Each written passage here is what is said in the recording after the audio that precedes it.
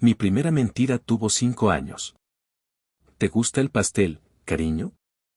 Preguntó mi madre, con los ojos brillantes. Sí, dije, aunque sabía que era de soja en polvo y azúcar quemada. Era el cumpleaños del General Park. Mentir era protocolo. Crecí en una casa sin risas espontáneas. Solo risas de cortesía. Las de mi madre, cuando los invitados llegaban. Las de mi padre, cuando firmaba la sentencia de alguien. Lidia, los sentimientos son debilidad, me dijo mi padre a los 7 años, mientras me enseñaba a limpiar una pistola. Y la debilidad no se permite en esta casa. ¿Ni siquiera el miedo? Especialmente el miedo. En la escuela, era la niña perfecta. Nota perfecta. Postura perfecta. Silencio perfecto. Los otros niños decían que parecía un maniquí con uniforme. Tenían razón. Solo que el maniquí sabía cómo desarmar una bala antes de aprender a atar sus zapatos. A los 14, mi primer examen de campo, infiltrarme en una fiesta de adolescentes y reportar quién usaba drogas. Pareces tan seria, me dijo un chico, ofreciéndome un vaso de punch. ¿Nunca te diviertes? Claro, mentí. Estoy divirtiéndome tanto que ya olvidé por qué vine. Me reí. Él se fue. Yo anoté su nombre en mi libreta. En casa, mi padre revisaba mis informes. Bien. Pero no te rías tanto la próxima vez. ¿Por qué no? Porque la gente desconfía de las chicas que ríen sin razón. Entonces que desconfíen. Al menos así no sospechan que sé dónde esconden la droga. No tuve amigos reales. Solo contactos útiles. Chicas que sabían los secretos de sus padres. Chicos que creían que mi frialdad era un desafío. Uno me dijo que quería derretirme. Le respondí que el hielo no se derrite, se evapora. Nunca volvió a hablarme. Mi mente, en cambio, era un caos. Por fuera, asentía cuando mi padre decía que el deber era todo. Por dentro, me preguntaba, ¿y si hubiera dicho que no? ¿Y si hubiera corrido esa noche? ¿Y si me hubiera permitido llorar cuando el perro del vecino murió? Pero nunca lo hacía. Porque en mi casa, las preguntas no se responden. Se entierran. A los 18, me gradué con honores. Podrías trabajar en inteligencia civil, dijo un reclutador. Menos riesgo. Prefiero el riesgo, respondí. Al menos así, si fallo, no tendré que fingir sorpresa. Mi padre sonrió. Fue la primera vez que lo vi hacerlo sin motivo político. Eres igual a mí, dijo. Y en ese momento, supe que era la peor condena que podía recibir. Porque yo no quería ser como él. Quería ser libre. Pero la libertad, en esta casa, es solo otra mentira bien vestida. La academia militar no es para los débiles. Tampoco para los que dudan. Yo hice ambas cosas. Solo que nadie lo notó. Las pruebas eran simples. Correr 10 kilómetros con 20 kilogramos en la espalda. Interrogar a un prisionero sin tocarlo. Matarte de hambre hasta que prefieras delatar a tu mejor amigo que seguir callado. Aprobé todas. No porque fuera fuerte, sino porque aprendí a convertir el pánico en precisión. ¿Por qué no hablas más? Me preguntó un instructor, mientras limpiaba mi fusil por tercera vez. ¿Para qué? Las palabras llaman la atención. Y la atención, errores. Eso suena a excusa. No. Suena a estrategia. Mis compañeros me temían. No por mi puntería, que era buena. No por mi agilidad, que era mejor. Sino porque nunca reaccionaba. Si me insultaban, asentía. Si me retaban, aceptaba. Si me preguntaban por mi familia, decía, ¿están bien? Gracias. Lo que no decía. Mi padre no me pregunta cómo estoy desde que tengo memoria. Mi madre murió fingiendo que no le dolía el cáncer para no molestar a mi padre. A veces, imagino que soy una civil. Que trabajo en una librería. Que nadie me pide que elija entre la verdad y la lealtad. Pero esas son fantasías de gente con tiempo libre. Y yo no tengo tiempo libre. Tengo objetivos. Mi padre visitaba la academia una vez al mes. Siempre con el mismo traje. Siempre con la misma sonrisa para los superiores. Voy disparaste 3% más lento, decía, revisando mi informe. ¿Distracción? No. Cansancio. El cansancio es una elección. Entonces elegí mal. Él asentía. Y en su mirada, veía orgullo. Era peor que una bofetada. Una noche, tras un ejercicio de infiltración, me quedé en los cuarteles. Mis compañeros fueron a celebrar. Yo me quedé a repasar los errores. ¿Por qué no vas con ellos?, preguntó el sargento, apareciendo de la nada. Porque si voy, tendré que fingir que me divierto. Y ya fingí bastante hoy. ¿Qué hiciste? Dice creer a un hombre que era su amante. Para sacarle información. Y funcionó. Pero ahora tengo ganas de vomitar. Él no dijo nada. Solo me lanzó una botella de agua. Bebe. Mañana tendrás que hacerlo mejor. Y así fue. A los 22, me gradué primera de mi promoción. Podría ser instructora, dijo el comandante. Prefiero el campo. ¿Por qué? Porque en el campo, las mentiras tienen consecuencias reales. Y eso, es honesto. Mi padre asistió a la ceremonia. No aplaudió. Solo asintió, como si hubiera cumplido un trámite. Después, en el auto, dijo. No te cases. No te enamores. No te detengas. ¿Por qué no? Porque el amor es el único enemigo que no puedes matar. Solo te hace vulnerable. No le dije que ya lo era. Porque si lo hacía, sabría que había perdido antes de empezar. Mi primera oficina olía a café viejo y desconfianza. Era la de mi padre. Me asignaron una esquina, como si temieran que contagiara a los demás con mi silencio. Tu trabajo es observar, dijo mi padre el primer día. No intervenir. No opinar. Solo ver. ¿Y si veo algo que no te gusta? Entonces finge que no lo viste. Así empezó. Durante meses, fui una sombra en reuniones clasificadas. Tomaba notas. Analizaba patrones. Identificaba mentiras en el temblor de un pulso, en la pausa antes de una respuesta. Un general dijo que su hijo estaba en el extranjero. Yo señalé las fotos en su escritorio, el chico usaba el uniforme de la academia local. Buena observación, dijo mi padre después. Pero no lo corrijas en público. ¿Por qué no? Porque los hombres con poder no toleran que les muestren sus errores. Solo quieren que los entierren. Aprendí rápido. A los 6 meses, empecé a resolver casos que otros no podían. No con bravura. Con lógica. Con paciencia. Con la misma frialdad con la que mi padre firmaba órdenes de ejecución. Eres mejor que yo, me dijo un día, sin emoción. No lo dijo como cumplido. Lo dijo como advertencia. No respondí. Pero por dentro pensé, claro que soy mejor. Porque yo al menos siento algo. Tú solo calculas. Esa tarde, me llamó a su despacho. Cerró la puerta. Hay una familia. Los Varela. La mafia del puerto. Sí. Han estado lavando dinero, traficando armas, comprando jueces. ¿Y qué quieres que haga? Que entres. Me miró fijamente. Fingirás ser una refugiada. Huérfana. Vulnerable. ¿Vulnerable? Sí. Tú puedes hacerlo. Eres buena mintiendo. No sonreí. Pero por dentro, me reí. Vulnerable. Como si no hubiera practicado esa máscara desde que tenía 5 años. ¿Y una vez dentro? Acércate al hijo mayor. Gabriel. ¿Por qué él?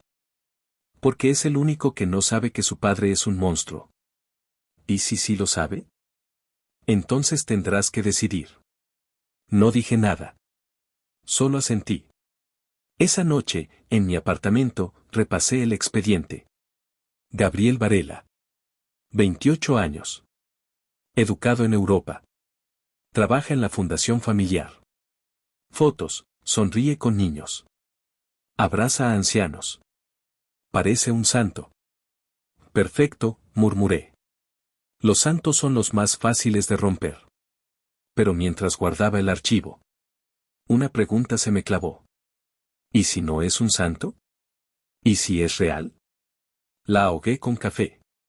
Porque en este trabajo, las preguntas no tienen respuestas. Solo consecuencias. Al día siguiente, me corté el pelo. Me quité el maquillaje. Me puse un vestido viejo y zapatos rotos. ¿Lista?, preguntó mi padre. Siempre. Y salí. No como Lidia, la hija del capitán, sino como Elena, la chica frágil que necesita ayuda. La mentira más convincente es la que tú mismo casi crees. Y yo casi quise creer que era débil. Porque así, tal vez, alguien me habría protegido. Sin pedirme nada a cambio. Mi primera semana como Elena fue patética. Literalmente. Caí frente a la Fundación Varela, con papeles falsos en la mano y una historia de refugiada que olía más a desesperación que a verdad. ¿Estás bien?, preguntó una voz. Miré hacia arriba. Gabriel Varela. Traje caro, pero sin corbata. Cabello desordenado. Ojos, demasiado suaves para un hijo de mafioso. Sí, dije, con la voz temblorosa que había ensayado 100 veces. Solo, perdí mis documentos. Me ayudó a levantarme. No con lástima. Con atención. Como si mi caída le importara más que su reloj de oro. Ven, dijo. Aquí te pueden ayudar. Así empecé. En la fundación, fingí agradecimiento. Acepté ropa usada. Comí sopa en la cafetería. Sonreí cuando me preguntaban por mi familia perdida. Eres muy callada, dijo una de las voluntarias. El dolor no siempre habla, respondí, con la frase más falsa que he dicho en mi vida. El dolor grita. Solo que yo lo entreno para callar. Gabriel no tardó en notarme. No porque fuera hermosa. Porque, según él, tenía mirada de quien ha visto cosas que no puede olvidar. Ironía del destino, es la única verdad que he dicho en semanas. ¿Quieres trabajar aquí?, me preguntó una tarde. No sé hacer nada útil. Todos saben hacer algo. Tú, por ejemplo, sabes escuchar. Empecé a organizar archivos. A servir café. A sonreír cuando él pasaba. Pero por dentro, analizaba. Cada llamada que atendía. Cada visita que recibía. Cada vez que firmaba un cheque con el logo de la fundación. Y luego entraba a una oficina privada con hombres de traje oscuro. ¿Todo bien, Elena?, me preguntó un día, al verme mirar por la ventana. Solo pensaba en lo afortunada que soy. ¿Afortunada? Sí. Porque aquí, al menos, la gente finge ser buena.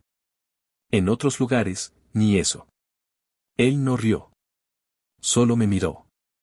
Largo. Como si supiera que estaba midiendo su hipocresía. Y admirándola al mismo tiempo.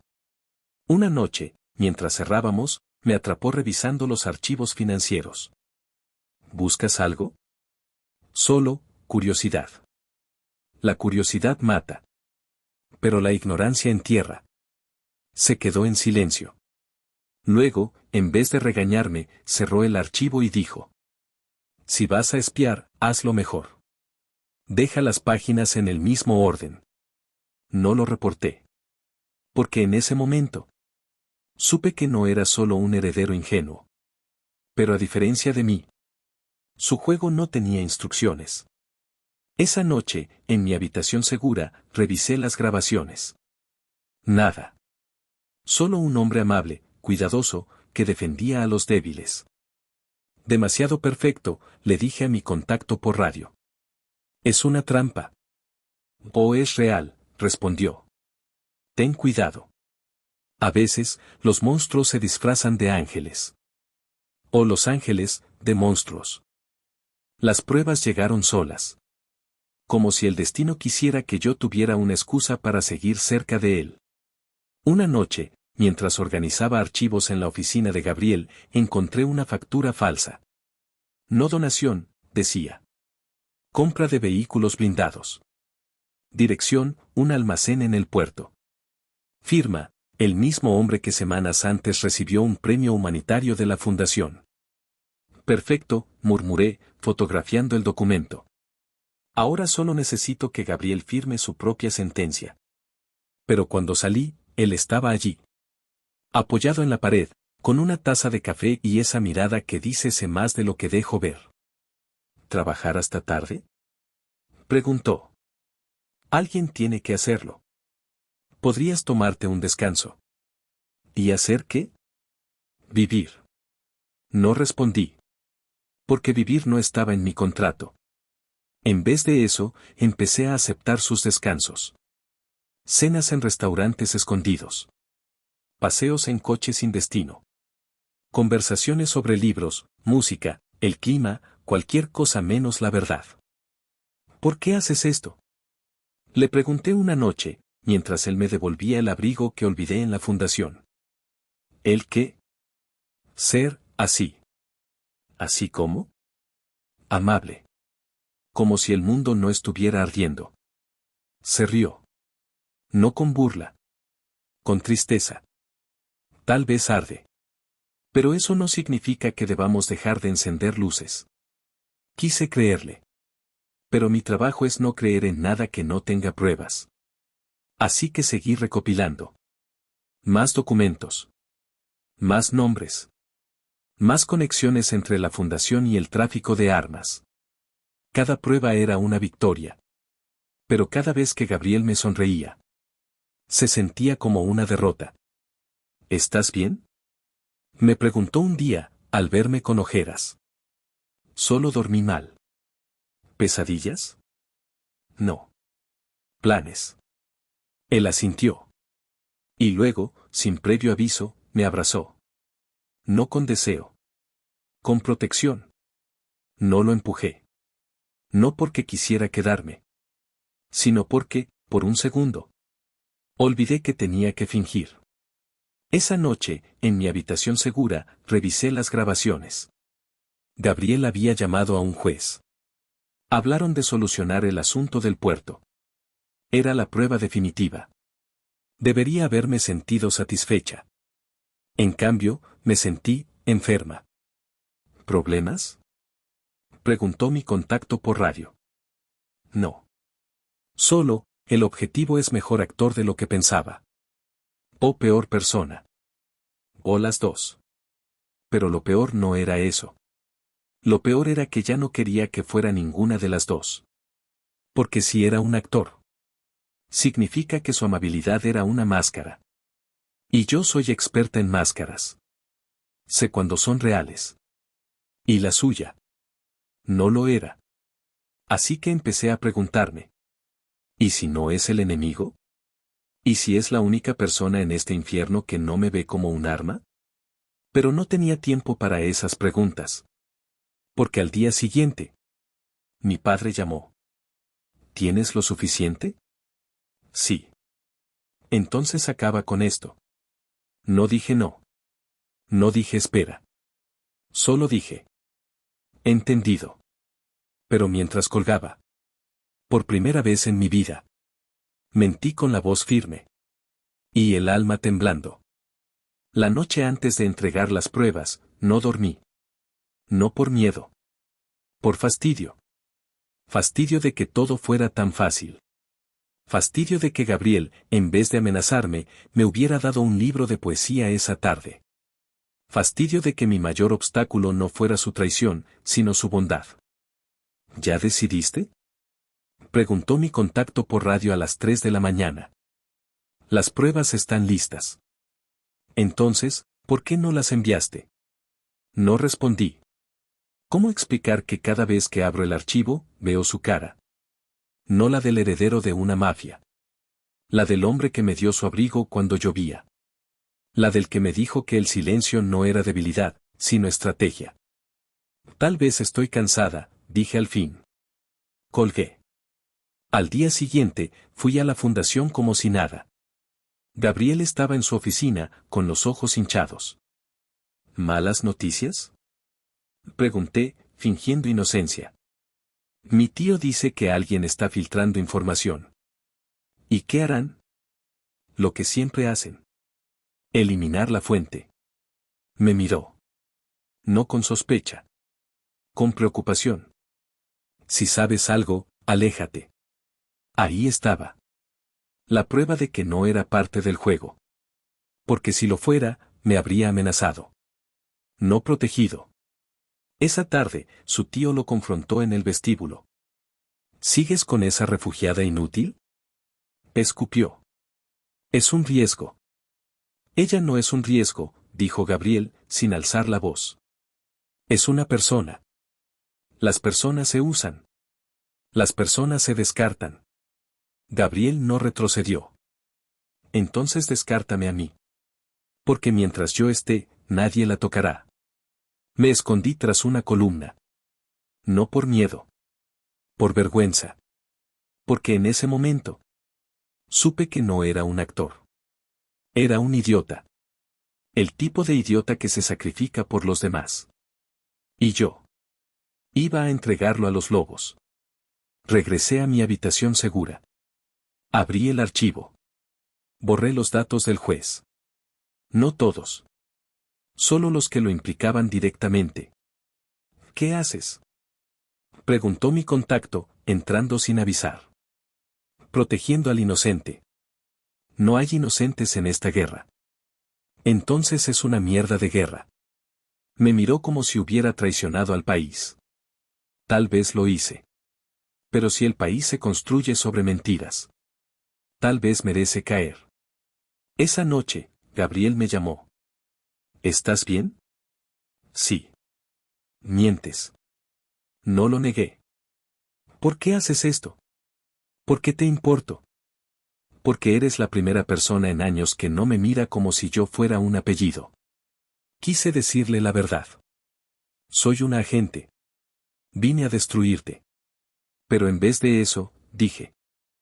Tal vez solo estoy cansada de fingir. Entonces deja de fingir. Colgué. Porque si seguía hablando, iba a rogarle que me perdonara. Y en mi trabajo, el perdón no existe. Solo consecuencias. Mi padre no llama. Aparece. Como un fantasma con traje de general. Lo encontré en mi habitación segura, revisando mis informes con la misma calma con la que revisa listas de muertos. ¿Por qué borraste los datos del juez?, preguntó, sin mirarme. Porque no eran concluyentes. Mientes. No me defendí. No tenía sentido. Él conoce mis mentiras mejor que yo. ¿Te ha tocado?, preguntó de pronto, con una voz tan fría que congeló el aire. ¿Qué? Gabriel. ¿Te ha tocado? ¿Te ha hecho creer que es diferente? No respondí. Pero mi silencio fue peor que una confesión. Eres un agente, no una niña, dijo, acercándose. Y los agentes no se enamoran de sus objetivos. No estoy enamorada. Entonces, ¿por qué lo proteges? Quise decirle que no lo protegía. Que solo estaba asegurando una captura limpia. Pero las palabras se atascaron. Porque por primera vez, no sabía si estaba mintiendo. Tienes 48 horas, dijo, dirigiéndose a la puerta. Entrega todas las pruebas. ¿O lo hago yo? ¿Y si no lo hago? Entonces no solo él pagará. Tú también. Salió. Y con él, se fue la última excusa para seguir fingiendo que esto era solo un trabajo. Volví a la fundación al día siguiente, con una sonrisa de plástico y las manos temblando dentro de los bolsillos. Gabriel me vio y corrió. ¿Dónde estabas? Enferma. Mentira. Por supuesto que lo sabía. Los idiotas con conciencia siempre sienten cuando les mienten. Estoy bien, dije, evitando su mirada. No lo estás. Y no tienes que estarlo sola. Quise reír. ¿Solo? Soy la hija del hombre que decide quién vive y quién muere. La soledad es mi oficio. Pero en vez de eso, asentí. Y por un segundo, permití que me abrazara. No porque lo necesitara, sino porque quería recordar. ¿Cómo se siente? Que alguien te elija. Aunque sepa que eres un riesgo. Esa noche, intenté borrar más pruebas. Pero mi contacto ya había enviado copias a mi padre. Juegas un juego peligroso, dijo por radio. No estoy jugando. Estoy corrigiendo errores. ¿Errores? Sí. ¿Cómo creer que todos los Varela son iguales? Colgué. Sabía que no tenía más tiempo. Mi padre no esperaría 48 horas. Él actuaría ahora. Y cuando lo hiciera, Gabriel no tendría chance. Así que hice lo único que podía. Lo llamé. Tenemos que vernos. ¿Ahora? Ahora. Nos encontramos en el parque, bajo la lluvia. ¿Qué pasa? Preguntó, con los ojos llenos de preguntas que no quería responder. Aléjate de tu familia. ¿Por qué? Porque van a caer. ¿Y si estás con ellos? ¿Tú lo sabes? Asentí. No dije quién. No dije cómo. Pero en su mirada, vi que entendió. Vente conmigo, dijo, tomándome las manos. Huyamos. ¿A dónde?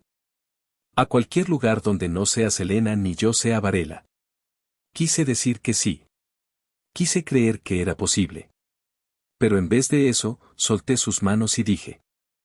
No seas tonto. Me fui. Dejándolo bajo la lluvia. Con la misma cara que tuve yo. La primera vez que entendí. Que el deber nunca te deja ganar.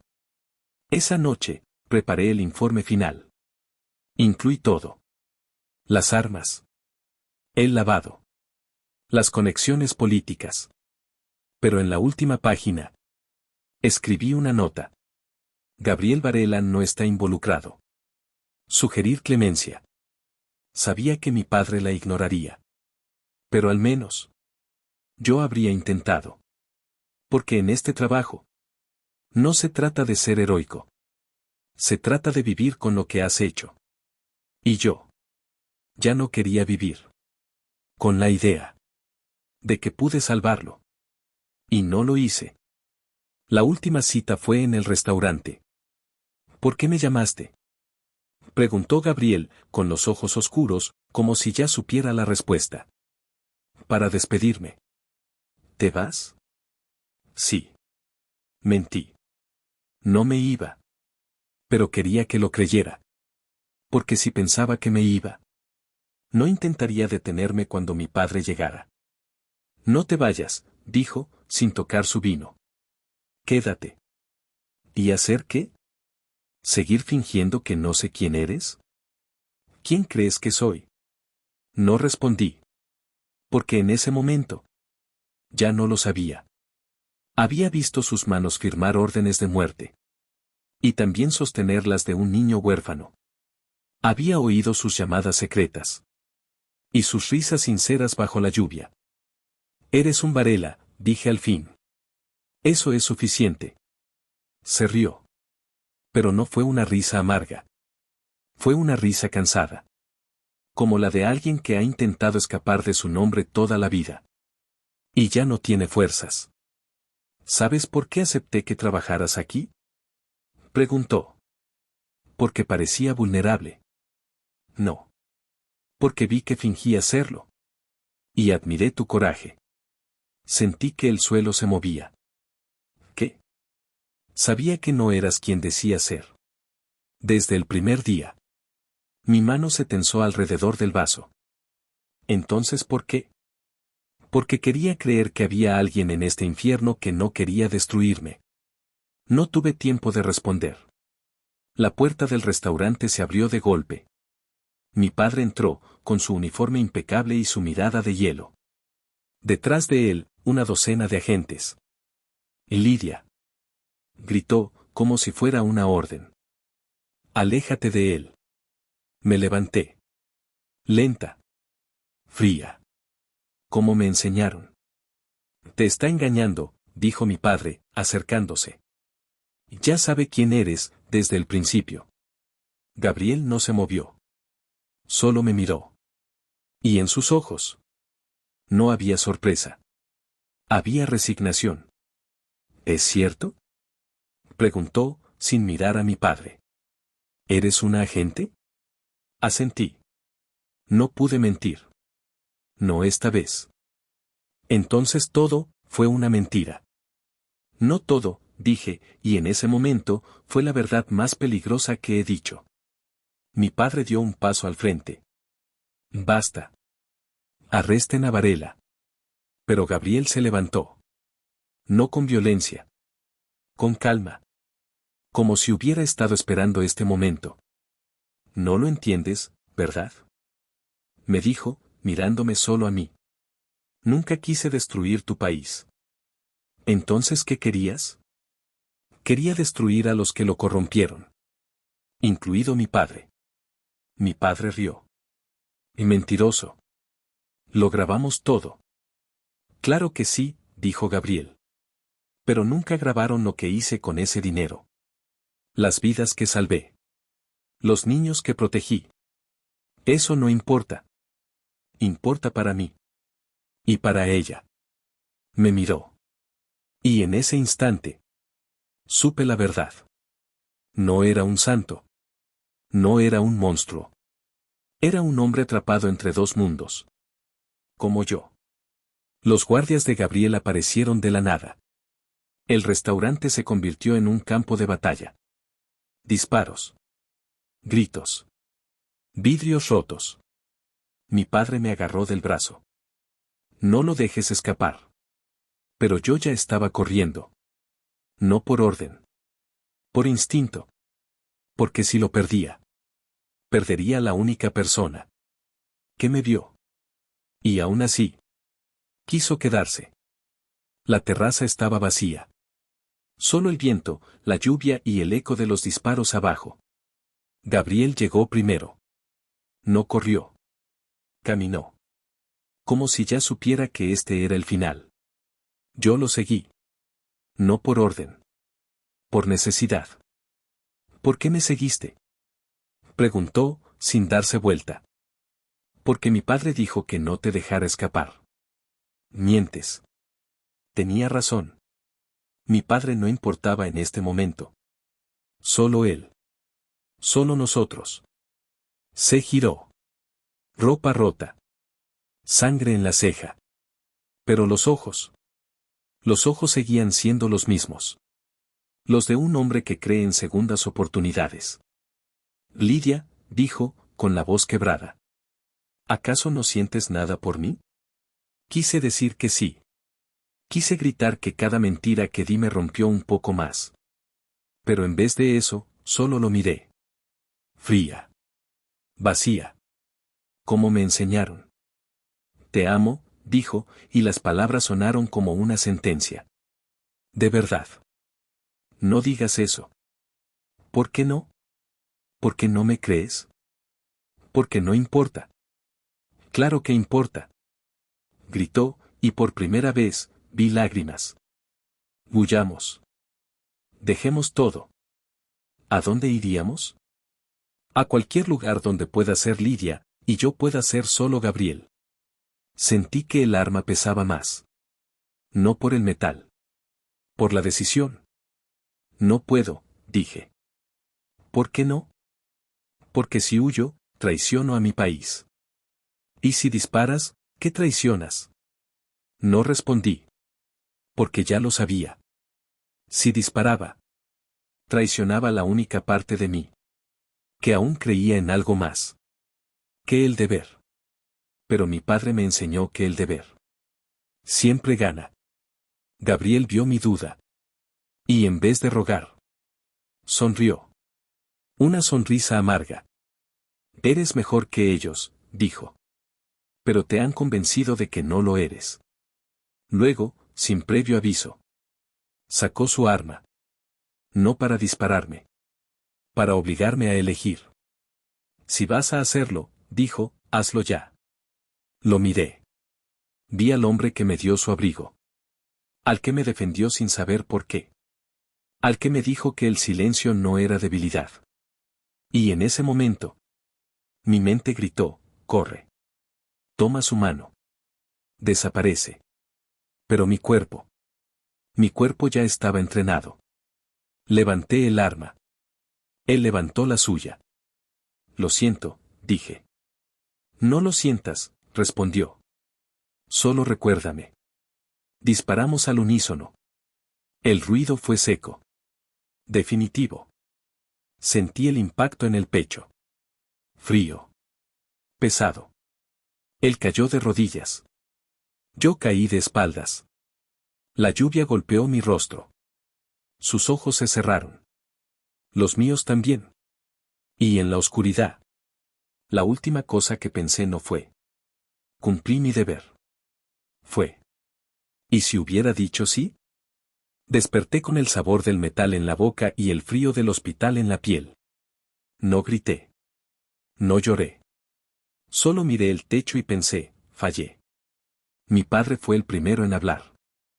Estás despierta, dijo, con una voz que intentaba sonar aliviada, pero solo sonaba aliviada de que su arma principal aún funcionaba. ¿Gabriel? Muerto. No pregunté por qué. Porque ya lo sabía. Pero luego, mi contacto entró.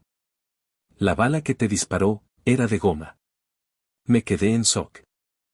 ¿Qué? Sí. Él no quería matarte. Solo, detenerte. Entonces lo entendí todo. Gabriel no disparó para herirme. Disparó para darme una excusa para vivir. Mientras él aceptaba morir. No pude evitarlo. Las lágrimas vinieron. No suaves. No calladas. Lloré a mares, como una niña que por fin entiende que el mundo no es justo. Que el deber no recompensa. Y que a veces, el amor más verdadero es el que te deja ir. Pero solo fue esa vez. Al día siguiente, me levanté. Acepté las medallas. Saludé a los generales. Sonreí para las cámaras. Héroe nacional, dijo el presidente. Solo cumplí órdenes, respondí. Nadie supo que esa noche quemé el vestido que usé en la última cita. Nadie supo que borré su nombre de mis informes. Pero no de mi mente. Volví al trabajo. Misión tras misión. Objetivo tras objetivo. Mis compañeros dicen que soy mejor que antes. No saben que solo enterré mi conciencia. Más profundo. A veces, en medio de una operación. Veo sus ojos. Escucho su voz, recuérdame. Y lo hago. Pero nunca en voz alta. Porque si lo digo en voz alta, el dolor vuelve. Y en mi trabajo, el dolor es un lujo que no puedo permitirme. Mi padre nunca volvió a mencionar a Gabriel. Pero a veces, me mira como si supiera que ganó la misión. Y perdió a su hija. Hoy, años después, sigo trabajando. Sigo siendo perfecta. Sigo fingiendo que fue solo otra misión del montón. Pero en las noches, cuando el silencio es demasiado fuerte, me pregunto, ¿qué habría pasado si, en esa terraza, hubiera bajado el arma y tomado su mano?